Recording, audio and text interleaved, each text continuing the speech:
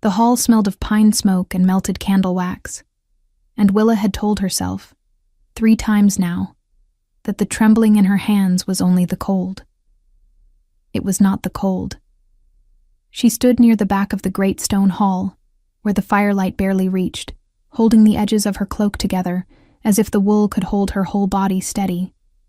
Around her, the pack had gathered for the presentation, the night when every wolf who had come of age, every newcomer who had earned a place, every Omega who had been claimed by promise, was called forward by name and welcomed before the others.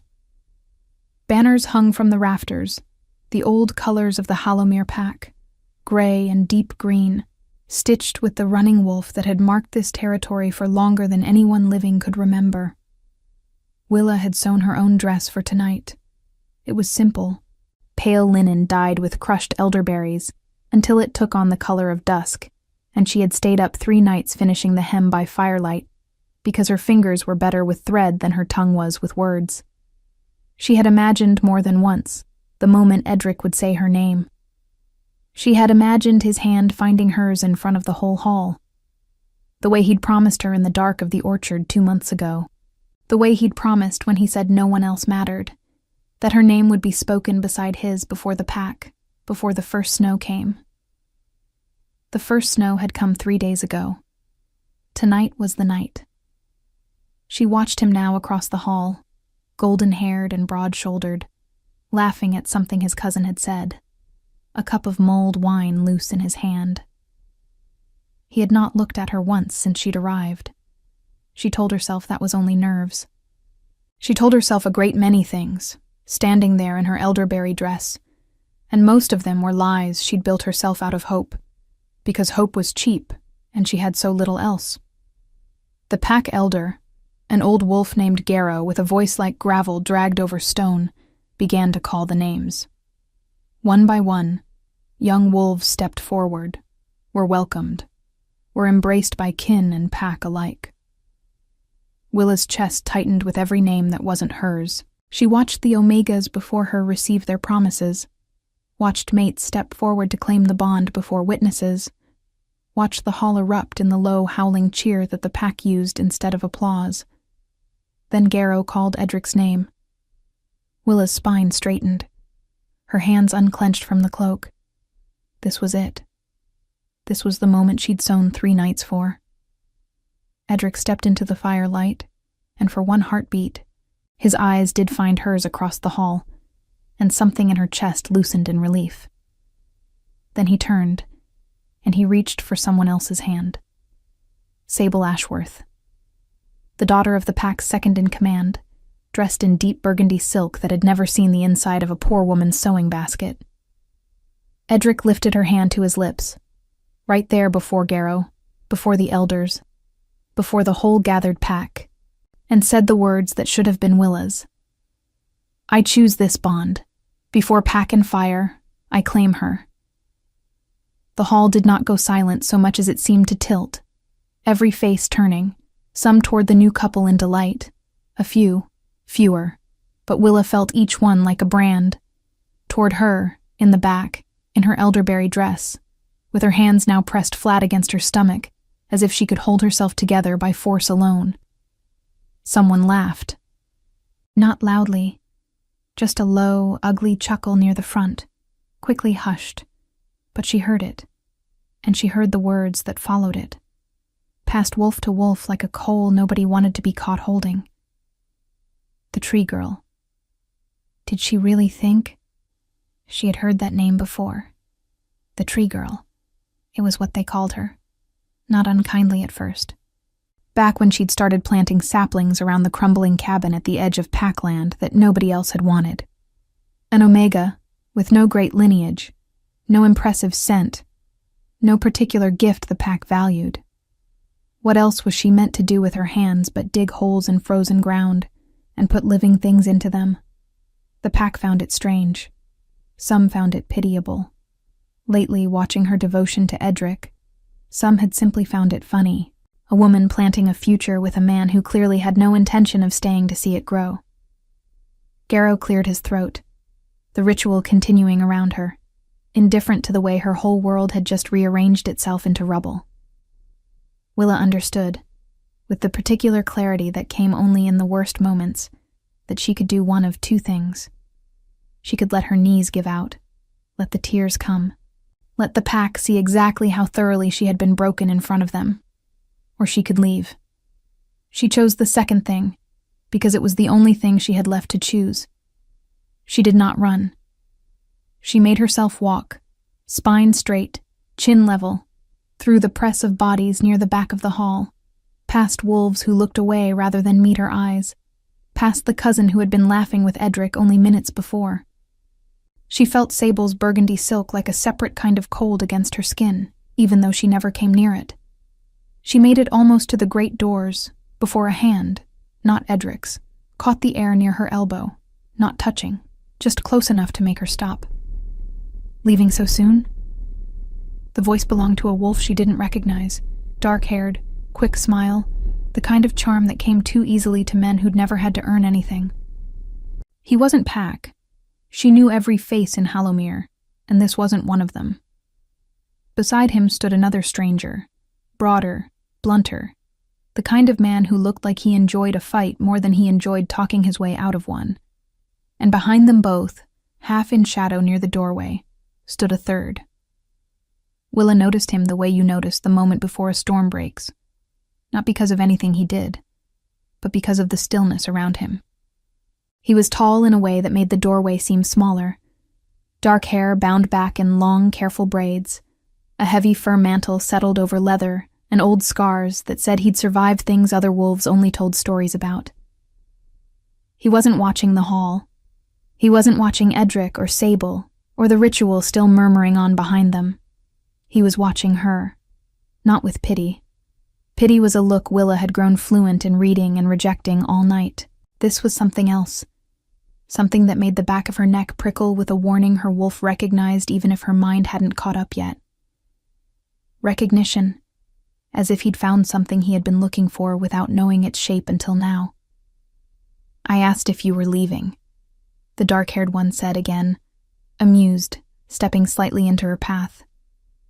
"Seems a poor night for it. The interesting part just started." "Let her go, Ryan," the second stranger said, though his eyes, too, lingered on her with open curiosity. "Can't you see she's had her fill of this hall?" "I can see plenty," Ryan said. But he stepped back all the same, hands lifted in mock surrender, gaze flicking once toward the silent third man, as if checking for permission he hadn't quite been given. Willa's heart was beating too fast. Equal parts, the wound still bleeding behind her ribs, and the strange new awareness crawling up her spine. "I don't know who you are," she said, and was faintly surprised her voice came out steady. "But I'd like to pass." The tall one in the doorway finally spoke.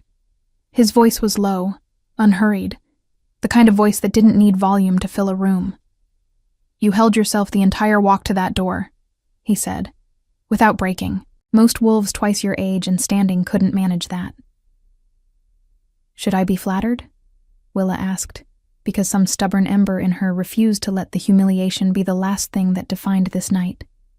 "You should be aware," he said, "that some of us noticed." Behind them, the hall was still murmuring with the ceremony. Garrow's voice rising again to call the next name. The pack already moving on from her, as if she'd simply evaporated from the night's memory. But here at the threshold, 3 strangers had stopped to watch her walk away with her dignity still intact. And one of them, the quiet one, the one whose presence alone seemed to bend the air of the room toward him, looked at her like she was a question he intended to answer. "Who are you?" she asked him directly, because if she was going to be ruined tonight, she would at least leave knowing the name of the last man to look at her like she mattered. A faint, almost imperceptible curve touched his mouth. Not quite a smile. Something more deliberate than that. "Xander," he said, "and you, Tree Girl, are coming with us. Not tonight, but soon." He turned before she could answer, his fur mantle sweeping the cold air as he went, and the other 2 fell into step behind him without question. the kind of obedience that wasn't fear, but something closer to absolute trust. Willa stood frozen at the threshold of the hall, the warmth of the fire behind her, and the bitter dark of the winter night ahead, and for the first time since Edric had lifted Sable's hand to his lips, she felt something other than grief move through her chest. She didn't know yet what it meant. She only knew that the night had cracked open into something larger than the humiliation it began with, and that whatever came next, she would not be facing it as the tree girl nobody wanted. She would be facing it as someone 3 powerful strangers had already chosen to see. Willa did not sleep that night. She walked the long road back to her cabin alone, the cold biting through her cloak in a way it hadn't on the way to the hall, when hope had still been keeping her warm. The cabin sat at the very edge of Halomir's land, where the cleared fields gave way to old forest, a place nobody else had wanted because the soil was poor, and the wind came down off the ridge without anything to slow it. Nobody, that is, until Willa had started planting. It had begun 3 winters ago, almost by accident. She'd found a handful of pine seedlings struggling in a flooded ditch near the river, roots half drowned, and something in her, something she couldn't entirely explain even to herself, had refused to let them die there. She'd carried them home in the fold of her apron and put them into the ground around her cabin in a rough, uneven line, more out of stubbornness than any plan. The pack had laughed even then. An Omega playing at forestry instead of learning the skills that might earn her a better match, a higher place, a husband with land and a name worth having. But the trees had grown, slowly, stubbornly, the way Willa herself had learned to grow in a pack that had decided early what she was worth and never bothered to look again. Now, standing in her own doorway with the elderberry dress still clinging cold and damp to her legs, she looked out at the dark shapes of pine and birch and hardy mountain ash ringing her home, black silhouettes against a sky thick with the promise of more snow, and for the first time in a long while, she didn't feel like the joke the pack made her out to be. She felt like someone had been planting something true, even when she hadn't known what it was for. She thought of the man in the doorway. Xander. She turned the name over in her mind as she built up the fire, as she finally peeled off the ruined dress and changed into her sleeping shift, as she lay beneath her quilt listening to the wind worry at the shutters. She had no business thinking of him at all. She had been humiliated in front of her entire pack not 3 hours past, and here she was, lying awake not because of Edric's betrayal, but because of 3 strangers and the way one of them had looked at her like a question worth answering. Not tonight, but soon. What did that mean? Was it a threat? A promise? She didn't know enough about the man to guess, and that uncertainty kept her turning beneath the quilt long after the fire had burned down to embers. She woke to gray light, and the particular silence that meant heavy snow had fallen in the night. Her body ached with exhaustion she hadn't earned through sleep, and for one disorienting moment, lying there, she let herself believe last night had only been a nightmare. Then she sat up, saw the elderberry dress crumpled on the floor where she'd left it, and the whole humiliation came rushing back, fresh as a wound reopened. She made herself rise anyway. There were chores that didn't care about broken promises. Water to be fetched before the well froze solid, the small flock of hens to be checked, the fire to be fed. Willa had learned long ago that grief was a luxury the world rarely gave you time to properly indulge, and she'd rather work through it than sit with it. She was breaking the ice on the well bucket when she heard hooves on the frozen track, and looked up to see a small party of riders coming through the snow toward her cabin. Her stomach dropped. Visitors out here were rare enough that they usually meant trouble, and after last night, she had little appetite left for more of it. But it wasn't Edric, and it wasn't anyone from her own pack at all. It was Ryan, the dark-haired stranger from the hall, riding ahead of the bulkier one. Bram. She would later learn his name was, and behind them both, unmistakable even wrapped in a heavier cloak against the cold, rode Xander. "Tree girl," Ryan called out, far too cheerful for the hour, swinging down from his horse before it had fully stopped. "We did say soon." "You said soon," Willa replied, straightening with the ice bucket still in her hands, equal parts wary and unwilling to show it. I assumed that meant weeks, possibly months, not the very next morning. Xander doesn't believe in waiting once he's decided something, Bram said, dismounting more slowly, eyeing the ring of young trees around her cabin with open curiosity. You'll learn that if you spend any time around him. I don't intend to spend any time around him, Willa said, though even as the words left her mouth, she felt their hollowness. Xander hadn't dismounted yet. He sat his horse at the edge of her small clearing, dark eyes moving over the trees, the cabin, the careful lines of dug earth waiting for spring, and then, finally, her. You planted all of this, he said. It wasn't a question. I did. Why? It was such a simple question, and yet Willa found she didn't have a simple answer ready. Nobody had asked her why in 3 years. They had mocked, or pitied, or simply ignored, but nobody had asked. Because they were dying, she said finally. The seedlings. I found them and they were dying, and it seemed like a waste to let that happen when I had hands and time. And you've kept planting. 3 years of seedlings by the look of these trunks.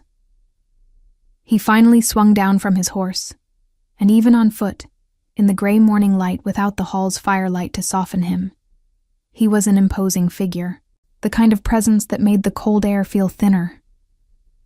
Most wolves would have given up after the pack made their opinion clear. You didn't. Most wolves have something better to do with their time, Willa said, unable to keep a thread of bitterness from her voice. I didn't. I still don't, as it happens. Or did you not hear what happened to me last night? I heard, Xander said, and something in his tone made it clear. He'd heard every detail. Perhaps even details she hadn't realized had spread. Edric made a poor choice. Edric made the choice the pack expected him to make, Willa corrected. Sable Ashworth's father will inherit Garrow's seat when the old man finally dies. I have no father worth mentioning, and a cabin nobody else wanted. The math was never difficult. The math, Xander said, assumes worth is measured only in lineage and land. It's the only measure Hallowmere has ever used. Then Hallowmere has been measuring wrong. He said it simply, without any apparent need to convince her, the way a man states a fact about weather or terrain. He walked closer, his gaze tracking along the line of young pines that bordered the eastern edge of her cabin, the birches further along, the dense thicket of mountain ash she'd planted last spring near the well. Do you know what you've built here? A garden that gives me something to do besides feel sorry for myself. A windbreak, Xander said, ignoring or perhaps simply not hearing her self-deprecation. A proper one, planted in the right pattern, dense enough on the windward side to slow a gale before it reaches the structure behind it. Most foresters take a lifetime to learn the spacing you've stumbled onto by instinct. Willa blinked at him, the ice bucket forgotten in her hands. I didn't stumble onto anything. I just put them where there was room. Did you? He said, and there was something almost like amusement in the words, though his face remained largely unreadable. Walk with me. Show me where you've planted and where you haven't. It was such an unusual request, so far from anything Edric had ever asked of her, that for a moment, Willa simply stared. Ryan had already wandered off toward her small barn, apparently fascinated by her single goat, and Bram was inspecting the cabin's roofline with the air of a man assessing whether it would survive the winter. Only Xander stood waiting for her answer, patient in a way that felt entirely unlike the rest of the pack's impatience with her. Why does it matter to you? She asked. What I've planted, or where? Because I am the AlphaKing of 3 territories bound by treaty and blood, he said, and I have spent longer than I care to admit watching wolves who consider themselves powerful fail to notice the things that actually keep their people alive. You notice something. I want to understand what. The title settled over her like a physical weight. AlphaKing. not merely a visiting wolf of high status, but the ruler whose name was spoken with both reverence and fear even in Hallowmere, a territory that owed him no direct fealty, but knew better than to forget his reach. She had spoken to him last night as though he were simply a stranger, had let Ryan tease her, had nearly snapped at Bram, and all the while she had been standing in the presence of one of the most powerful wolves alive. "You should have told me who you were," she said, faintly accusing, mostly to cover the sudden lurch of nerves in her stomach. "Would it have changed what you said to me?" She considered lying. She decided against it. "No," she admitted. "Probably not." "Then I'm glad I didn't tell you." For the first time, something that might genuinely have been called a smile touched his mouth, brief and almost startling in its warmth against the cold morning. "Walk with me, tree girl. Show me your trees." And so, against every instinct that told her this made no sense, that an AlphaKing had no business standing in her frozen yard asking about windbreaks and seedlings, Willa set down her bucket and walked. They walked the perimeter of her land together, while Ryan and Bram trailed at a respectful distance, close enough to hear if she called for help, far enough that the conversation felt almost private. Willa found herself talking more than she had in months, pointing out where she'd planted the pines tightest against the northern exposure, where the birches stood looser to let morning light through to the garden beds beneath them, where she'd left gaps near the southern wall because the goat liked to graze there, and she hadn't the heart to fence the animal away from its favorite patch of ground. Xander listened to every word as though it mattered, occasionally crouching to examine a root collar or run his fingers over bark in a way that suggested genuine knowledge, not performance. "You've planted for the wind that comes off the ridge," he said eventually, straightening from where he'd been studying a stand of young spruce near the well. "Most wolves around here only think of wind as a nuisance. You've thought of it as a thing to be managed." "I grew up watching my mother lose half her garden every winter to that wind," Willa said. "She never had the patience to figure out how to stop it. I suppose I inherited stubbornness instead of patience." "Stubbornness is underrated." He looked at her then, properly, the gray morning light catching the scars along his jaw, and Willa felt that same prickle of awareness she'd felt the night before, the sense of being truly seen rather than merely looked at. "Where is your mother now?" "Dead. 6 years past. A fever that took half the cabin's families that winter." She said it plainly, the way she'd learned to say it after enough years had passed, that the words no longer caught in her throat. "My father left before I was old enough to remember him. I have no pack lineage worth mentioning, no scent that turns heads, and apparently no judgment either, given who I trusted with my future. That's the whole of my history, AlphaKing. I'm afraid it isn't very interesting." "I disagree." He said it simply, the way he seemed to say most things, without flourish or apparent need to convince. "Interesting is rare. Most wolves I meet want power, want territory, want a mate who'll raise their status. You wanted to keep a handful of dying seedlings alive, because it seemed wasteful to let them die. That's rarer than you think." Willa didn't know how to answer that, so she didn't try. They walked in silence for a while instead, past the edge of her cleared land where the old forest began in earnest, ancient pines that had stood since long before Hallowmere had a name, their branches heavy with new snow. "May I ask you something?" she said finally, without it souring whatever this is. "You may ask anything. Why did you really come here? 3 powerful men do not ride half a day through new snow to discuss windbreaks with an Omega nobody else wanted." She kept her eyes on the tree line ahead rather than his face, because she suspected whatever answer came might be easier to hear without watching it form on his mouth. "Was it pity?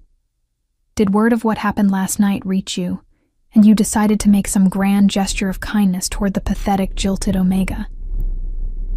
The silence that followed lasted long enough that she nearly regretted asking. When Xander finally spoke, his voice had lost some of its earlier calm, replaced by something more careful, I have known what you smelled like for longer than you'd believe, he said. Not your scent exactly. Wolves like myself, with old blood and old gifts, sometimes sense things before we understand them. 3 months ago, I caught something on the wind during a treaty meeting near Halomir's southern border. A trace of something old and rare, gone before I could place its source. I told myself I'd imagined it. I did not imagine it twice more since. Willa's steps slowed. You're saying you smelled me, from half a territory away. I'm saying I smelled something that mattered, and I have spent 3 months trying to find its source, without alarming an entire pack, by demanding to sniff every Omega in their territory. A faint, dry humor touched the words, though his eyes remained serious. Last night, the moment you walked into that hall, I knew. It wasn't pity that made me stop you at the door, Tree Girl. It was recognition. The same thing my wolf has been chasing for 3 months finally had a face. That doesn't make sense, Willa said, though her heart was beating too fast for the protest to land with much conviction. I have no lineage. No one in my family has ever been remarkable. I'm an ordinary Omega with a garden nobody asked for. Ordinary Omegas don't carry a scent that travels half a territory on the wrong wind, Xander said. Ordinary Omegas don't plant a windbreak by instinct that takes trained foresters decades to learn. I don't yet know what you are, Willa, but I intend to find out, and I would like your permission to do so at whatever pace you find tolerable, rather than the pace my own curiosity would prefer. It was, Willa thought, the strangest thing anyone had ever said to her, and also somehow the kindest. Edric had never asked her permission for anything. He had simply assumed her gratitude for his attention was sufficient consent for whatever he wanted from her, right up until the moment he'd decided someone else's attention was worth more. Why ask my permission at all? She said. You're an Alpha King. I'm told men like you don't generally need to ask Omegas like me anything. Then you've been told wrong, or you've only met men unworthy of the comparison. Something flickered across his face, brief and sharp, gone before she could properly name it. Anger, perhaps, though not directed at her. I have seen what happens to wolves who take without asking. I have no interest in being one of them. They had reached the far edge of her land by then, where a low stone wall marked the boundary between her cabin's modest holding and the deeper forest beyond, territory that belonged to no pack at all, wild and unclaimed. Willa stopped there, one hand resting on the cold stone, and looked back at her cabin in the distance, small and gray against the white field, ringed by the dark green of 3 winters' patient planting. I don't know what to do with any of this, she admitted quietly. Less than a day ago I thought my whole future was decided. Now an Alpha King is telling me I might carry some old rare bloodline I've never heard of, and that he intends to find out what it means, with my permission, at my pace. It's a great deal to hold at once. You don't have to hold it all today, Xander said. Today you only have to decide whether you'll let me return, whether you'll let Ryan needlessly antagonize your goat a second time, and Bram inspect your roof a second time, and whether you'll show me the rest of what you've built here before the snow gets too deep to walk it properly.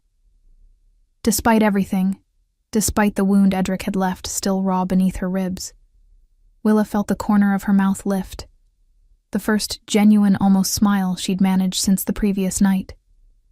Bram was inspecting my roof? Bram inspects every roof he encounters. It's a peculiarity of his.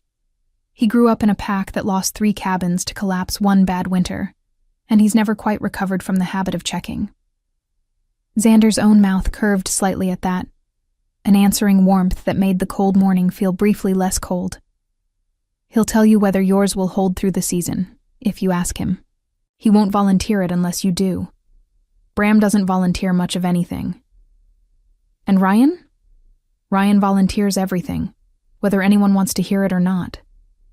There was clear affection beneath the dry observation, the kind that spoke of long history, old loyalty. They are my brothers, not by blood, but by something that's held longer than blood manages in my experience. Wherever I go, they go. If you let me return, you'll be getting the three of us, not merely one Alpha King with inconvenient questions about scent and lineage. Willa looked back toward the cabin, toward Ryan crouched by her goat pen, looking thoroughly unbothered by the animal's evident disdain for him, toward Bram standing back to study her roofline with a critical eye exactly as Xander had described. Three powerful men, strangers until last night, who had somehow ended up in her frozen yard discussing windbreaks and roof integrity as though it were the most natural thing in the world. "You may return," she said finally, "though I make no promises about what you'll find. I'm not a mystery waiting to be solved, Alpha King. I'm only a woman who plants trees because the alternative was watching them die." "Perhaps," Xander said. "Those are not as different as you think." They walked back together in a silence that felt less uncertain than the one that had carried them out. And Willa found herself, for the first time since the previous night's humiliation, thinking less about what she'd lost in that firelit hall and more about what might be waiting for her in the slow accumulation of ordinary days ahead. Windbreaks and roof inspections, an Alpha King's patient curiosity, and a scent on the wind that had apparently been searching for her for 3 long months before she'd ever known to look back. The weeks that followed settled into something Willa hadn't expected to find again, so soon after Edric's betrayal. A kind of quiet contentment. Xander returned 3 more times before the deep snows came, always with Ryan and Bram in tow, always with some reason that started as forestry and ended somewhere closer to simply spending the afternoon in her company. Ryan had given up antagonizing the goat and instead taught it tricks. Willa was fairly certain no respectable goat should know. Bram declared her roof sound for 1 more winter, though he muttered something about the northeast corner that he promised to return and fix himself, an offer she hadn't quite known how to refuse. And Xander walked her land with her, asked questions that mattered, listened to answers as though they were worth remembering. He never touched her without invitation, never spoke of bonds or claims the way Edric once had in the dark of the orchard. He simply showed up, again and again, as though her company were a thing worth the long ride from his own territory. Word of the Alpha King's visits had inevitably reached Halomir. Willa heard the whispers when she went to trade eggs at the market, felt the shift in how people looked at her now, not with the old pitying contempt, but with a wary uncertainty they didn't quite know what to do with. Edric himself had not approached her, though she'd seen him once at the edge of the market, watching her with an expression she couldn't name and didn't particularly care to interpret. Sable's burgundy silk had not improved with a few weeks of marriage, as far as Willa could tell, and she found she felt nothing about that at all, neither satisfaction nor regret. It was simply no longer her concern.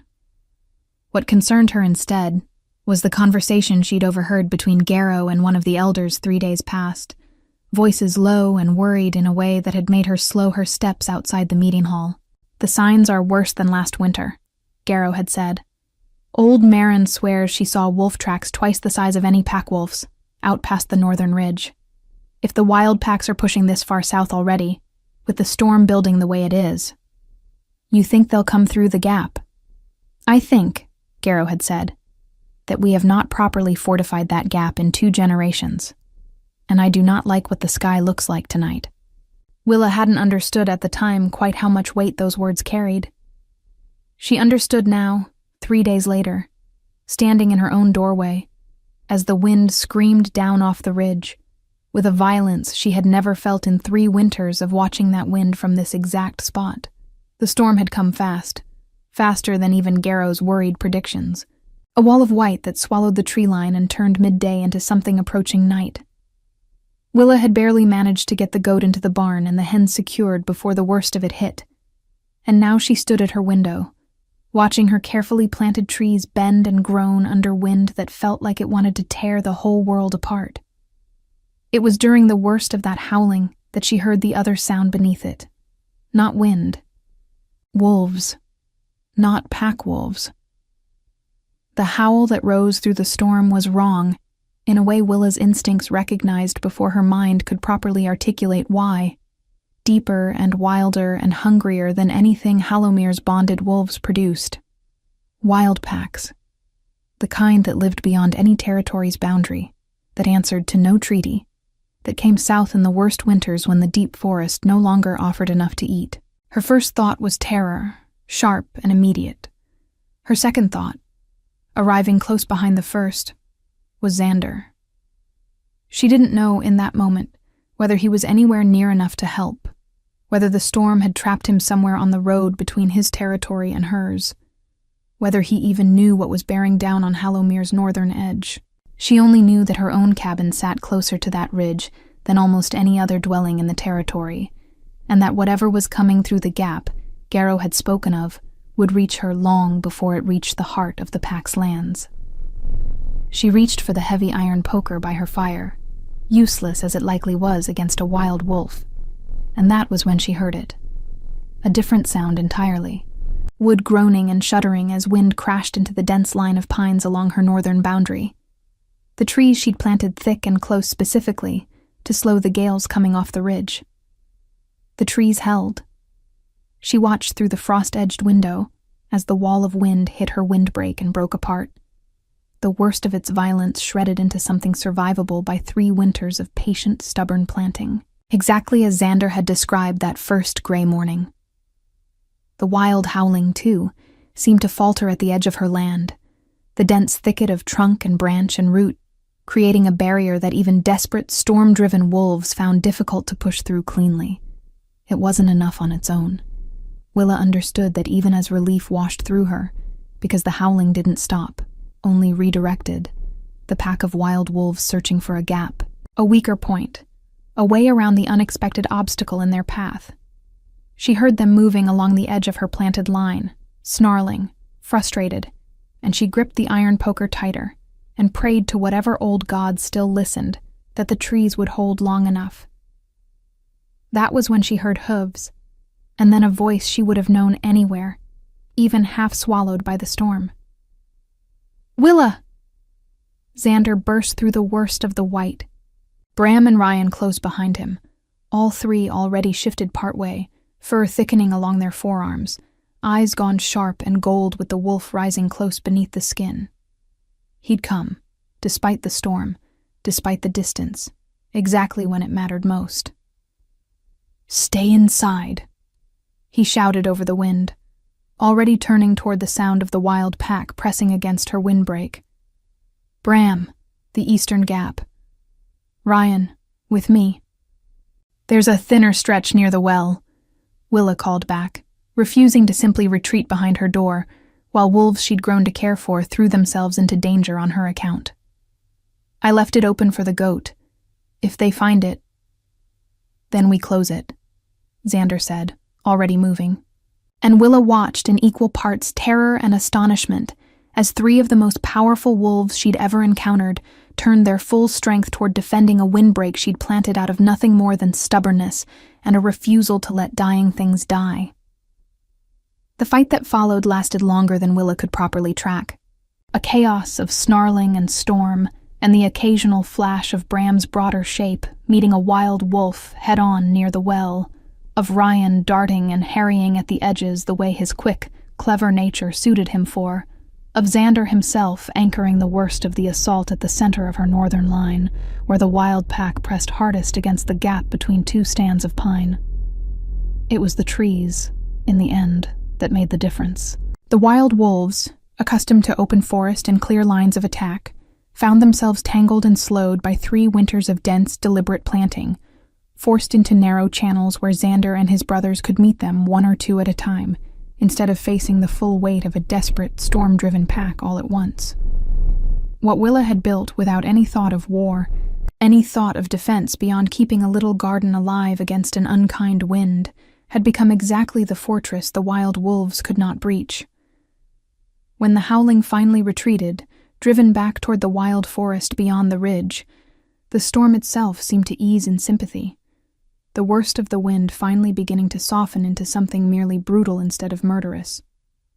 Willa, who had disobeyed every instruction to stay inside, and now stood at her own door with the iron poker still gripped uselessly in one hand, watch three exhausted, snow-crusted men make their way back across her ravaged but unbroken yard.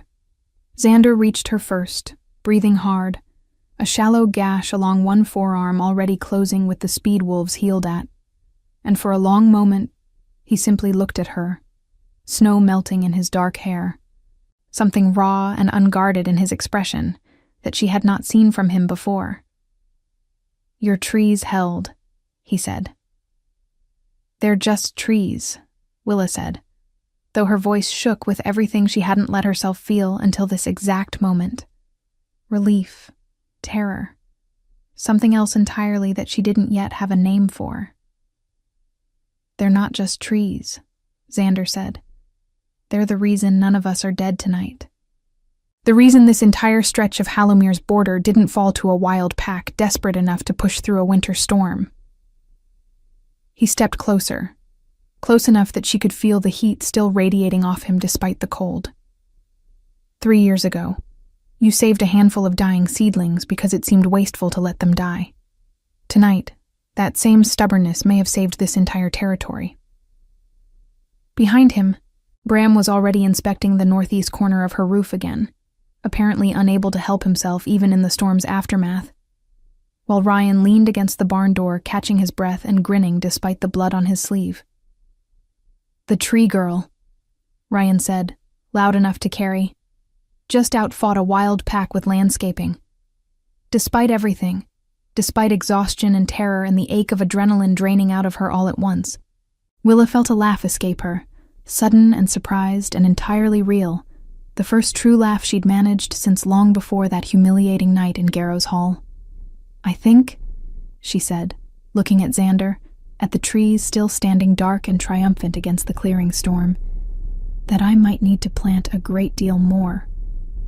News of what had happened at Willa's cabin traveled through Halomir faster than the storm itself had cleared. By the time the roads were passable again, the story had already taken on the particular shine that turns ordinary survival into legend. The tree girl who had built a fortress without knowing it. The AlphaKing and his brothers who had defended her border against a wild pack. The windbreak that had held when stone walls in other territories had failed to slow the same storm. Garrow himself came to her cabin 3 days after the storm, picking his way carefully over still icy ground, flanked by 2 of the elders who had questioned his judgment in the hall not long ago. He stood in her yard, looking up at the line of pines still standing despite their battering, and for a long moment said nothing at all. "We owe you an apology," he said finally, "for 3 years of calling this foolishness." "You owe me nothing," Willa said, though something in her chest eased slightly at the admission anyway. "I didn't plant these trees to be thanked. I planted them because I couldn't stand watching things die that didn't have to." "Be that as it may," Garrow said, "Halomir would like to formally recognize what you've built here. The windbreak, properly maintained and extended, could protect the entire northern approach. We would like your guidance in doing it. Properly. With your name attached to the work, not buried beneath it." It was, Willa thought, a strange kind of vindication, offered not because anyone had finally seen her worth on its own merits, but because that worth had proven itself in the most dramatic way possible. She accepted it anyway, because pride could only carry a person so far, and because the thought of Halomir's whole northern border eventually ringed in the kind of careful, deliberate planting she'd spent 3 lonely years learning by instinct was, in its own way, a dream worth claiming. Edric she encountered only once more, near the edge of the market, his expression caught somewhere between regret and resentment that he couldn't quite seem to resolve into either one cleanly. He didn't apologize. She hadn't expected him to. He only looked at her for a long moment, at the new ease in her shoulders, at the way the market women now nodded to her with something like respect instead of pity, and something in his face suggested he understood, perhaps for the first time, exactly what he had thrown away in that firelit hall. "You look well," he said finally, the words clearly costing him something. "I am well," Willa said, and found, to her own quiet surprise, that it was entirely true.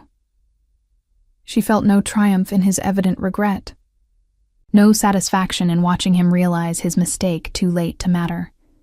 She simply felt nothing where the wound used to be, which was its own kind of healing. Xander came back 2 weeks later, once the roads had cleared enough for easy travel, and this time he came alone, without Ryan's chatter or Bram's roof inspections to soften whatever he meant to say. He found her in the yard, kneeling in the half-frozen ground near the well, tucking a fresh handful of seedlings into the earth she'd cleared that morning, undeterred by the cold or the lingering ache in her shoulders from the storm. He watched her work for a while before speaking, the way he seemed to watch most things, patient and unhurried. "More planting," he said eventually. "Always more planting." She sat back on her heels, brushing dirt from her hands, and looked up at him properly for the first time since he'd arrived. "Garrow wants to extend the windbreak along the whole northern approach. I told him I'd need help. Apparently I'm something of an expert now, which still feels absurd to say. It isn't absurd. It's simply true, and the pack is finally catching up to a truth you've understood for 3 years." He crouched beside her, close enough that she could feel the warmth radiating off him even in the cold, and for a long moment neither of them spoke. The silence comfortable in a way silence rarely managed to be. "I came to ask you something, not as AlphaKing, as myself." Willa's heart picked up its pace, though she kept her hands steady in the dirt. "Ask then." "I told you once that I had spent 3 months chasing a scent I couldn't place, and that the night I found its source, I knew it mattered, before I understood why." He turned to face her fully, dark eyes serious in a way she had come to recognize as his particular kind of honesty, the sort that didn't need volume or flourish to carry weight. "I know why now. It isn't only the scent, though that drew me here in the first place. It's everything I've watched you build since, with nothing but stubbornness and care and a refusal to let good things go to waste. I don't want a bond built on what your blood might prove to be, Willa. I want one built on what I've actually seen you do." "And what is it you've seen me do?" she asked, though she already suspected she understood, and the understanding made her chest ache with something far gentler than the grief Edric had left there. "Plant a fortress out of nothing, because it seemed wasteful to let dying things die," Xander said. "Walk away from a humiliating night with your dignity intact when most wolves would have broken. Stand at your own door with an iron poker, ready to fight a wild pack rather than hide behind a wall you'd built with your own hands. I have led 3 territories for longer than I care to count, Willa, and I have never once met anyone who built strength so quietly, so thoroughly, that even she didn't recognize what she'd made until it saved her life." "It saved your life too," Willa pointed out, because some part of her still needed the smaller, gentler moment before the larger one could properly land. "It did." A faint smile touched his mouth, the same almost smile she'd first seen in the firelit doorway of Garrow's hall, the night her whole world had cracked open into something larger than the humiliation it began with. "So, I suppose I owe these trees a debt, as much as I owe their gardener one." "What are you asking me, Xander?"